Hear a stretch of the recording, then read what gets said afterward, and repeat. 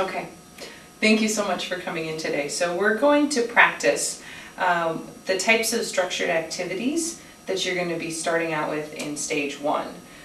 So with these structured activities, it's okay to be explicit with your son about that. Right now during this game, we're going to be practicing your talking, and you can say, I'm going to be listening to your talking, because this is a structured activity, exactly that. So you can be explicit with him. And the most important thing, and we've discussed this already a little bit, is to maintain the 5-to-1 ratio of your verbal contingencies, or the praise and the feedback that you're giving him. So we want at least 5 of the positive acknowledgments before you give 1 of the pickups or sort of corrective statements.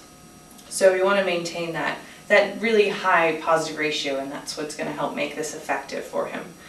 So some examples of the positive verbal contingencies or acknowledgments, you could say things like, that was smooth, in response to a fluent utterance. You could say, great, your words were smooth, or nice smooth talking, things like that, to really acknowledge the moments when you do hear fluent speech.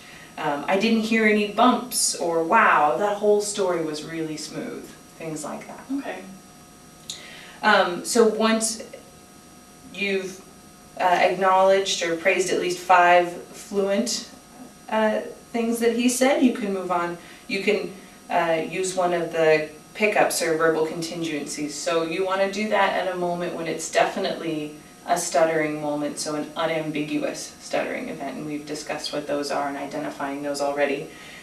So something you might say then was just something like, oops, I heard a little bump, or you got a little stuck there, or maybe you could even ask him to repeat something. So say horse again, whatever it was that was stuttered on. Okay. Any questions about that? No, how should I keep track of the 5-to-1? That's a good question, yeah. At first, you might find that it's helpful to have a little piece of paper and a pencil with you and just keep a tally. So whatever system works for you, you could do 5 pluses and then a check mark, or whatever works for you. That's a good thought, though. Keeping count at first will help make sure that you keep that ratio